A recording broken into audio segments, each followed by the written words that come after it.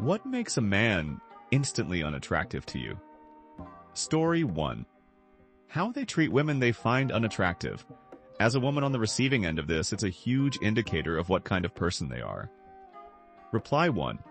As someone who lost 30 lbs and saw a complete 180 in the way guys treated me, I can honestly say I didn't care when they weren't nice to me.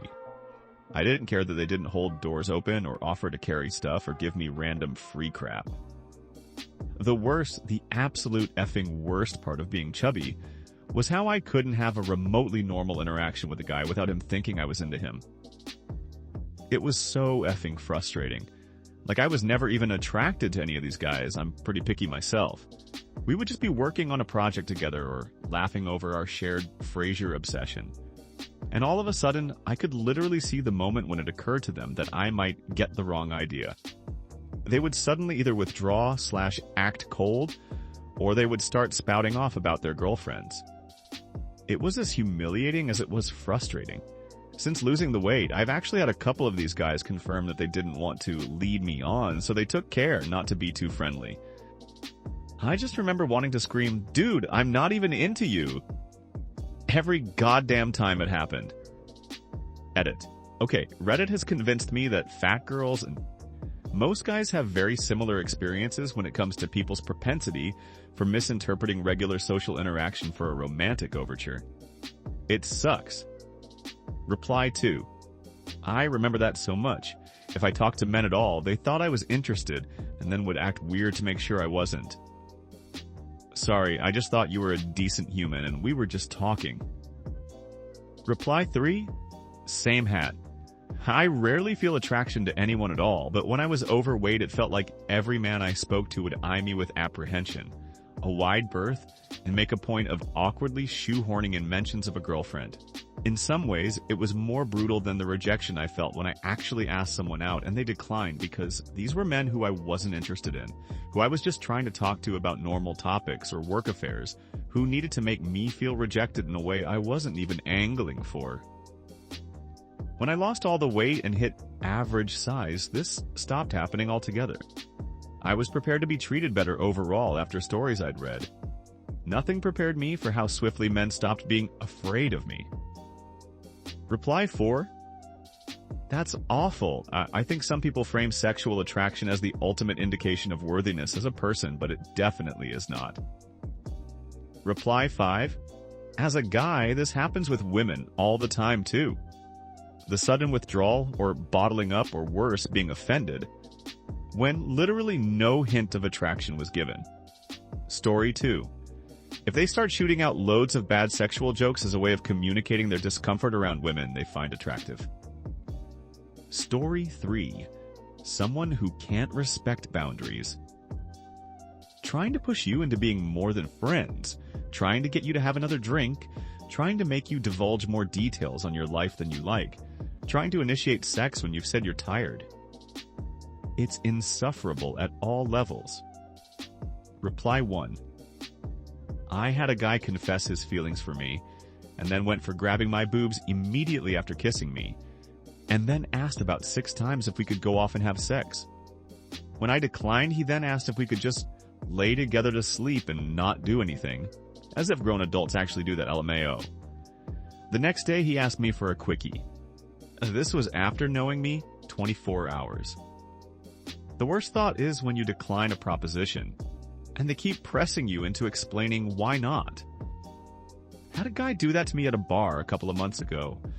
First we had started dancing together, but then he starts making out with me and turning me around to face him over and over whenever I would turn away. He was hurting me, although probably not intentionally, when he was grabbing me. It was jarring to me that he thought he could just grab my boobs/ass and that I would just go home with him. I told him numerous times I was not going to go home with him, and he kept asking why and wanted me to talk to him about my feelings. He then asked many times for my number and I said no, but I allowed him to just put his number into my phone to shut him up. I obviously deleted it right afterwards. The crazy thing was that at the end he asked me my name, which was the one laughable thing about that traumatic experience. A few days later, I had another guy stop me in the street to tell me he was watching me leave a Starbucks. He hit on me and asked me if we could talk. I said no, and he goes, "Why?" I told him I had a flight to catch. He goes, "What time?" It was creepy as hell, and I was afraid that he was going to follow me, so I tried to walk away by going in weird directions. People actually think they can just go up to a stranger like that and pressure them? Reply 2. The why not? Ugh. Because I don't want to, and now because you're demanding I respond to you and justify myself, I don't want to be friends with you either. Reply 3. As a guy, I don't get why people ask why when someone strikes them down. There is no answer they can give that you'll like. Reply 4. It's not that they care why or that a specific answer will make them accept the rejection. It's because they want to try and argue to wear you down. Reply 5. Honestly, just lying there in bed and cuddling seems so nice. Well, maybe with an actual partner and not someone that only wants one thing. Story 4. The whole I don't read books thing with this weird pride about it. I mean, you don't have to be a literature professor, but being proud of ignorance is just no. Reply 1. As a guy and a reader, I have ran into this with both sexes, but for whatever reason, guys, champion it like a badge of honor. I've run into women with the same ignorance, but I don't feel like it's as prevalent. Reply 2. John Waters said if you go home with somebody from a bar or whatever, and they don't have any books in their house, don't F them. Story 5. Condescension and arrogance. Those things are different from confidence. A confident man wants to lift others up. Story 6. Sexism, treating women as lesser. Vanity, posturing, clearly trying to act like an alpha. Close-mindedness. Story 7. Acting like he's God's gift to women when he can't even hold a basic conversation. Confidence is hot. Arrogance is cringe. Story 8. Codependent, low emotional intelligence, bad hygiene, bad finances, doesn't take care of their physical appearance, mean, selfish, lacking in accountability and integrity. Story 9.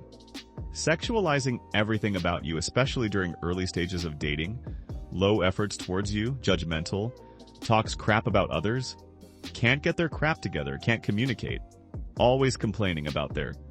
Story 10. Constantly speaking over me and belittling my opinions. An adult man who cannot disagree respectfully is a red flag. Story 11. Calling women females or any sort of the very poorly masked insecurity marketed as real masculinity. Story 12. Not knowing how to do basic tasks like laundry, cooking, managing their own time, etc. Adding to that when they know how to do this crap but don't do it. Vomit. Edited to add, talking about people who don't have any mental health issues or chronic illnesses. Just straight up lazy people. Story 13. Lack of emotional intelligence. Any discussion of crypto. Edit. Absolutely dying at the people justifying crypto discussions in my replies. Stay golden, Reddit. Story 14. When he thinks he's the good/nice guy because he's not doing bad things to their partner unlike others. Story 15. Nonchalant. I am not gonna chase, beg, perform, so you can show me some affection. F that. Story 16. I have a list, laugh out loud, but the thing that gets me the quickest is a guy who is negative 24/7. Every single guy I talked to on a dating app that was like, this made me want to just run the other direction and not look back.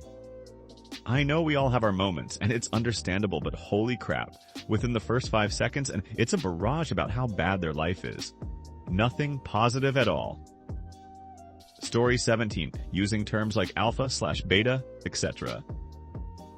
Even other women using those terms makes me cringe, honestly. A coworker was just talking about how she prefers beta males, and it occurred to me how much I didn't like the conversation. Story 18. Not being able to be fully present with me. I don't really enjoy the view of the back of a person's phone every time we're together. Story 19.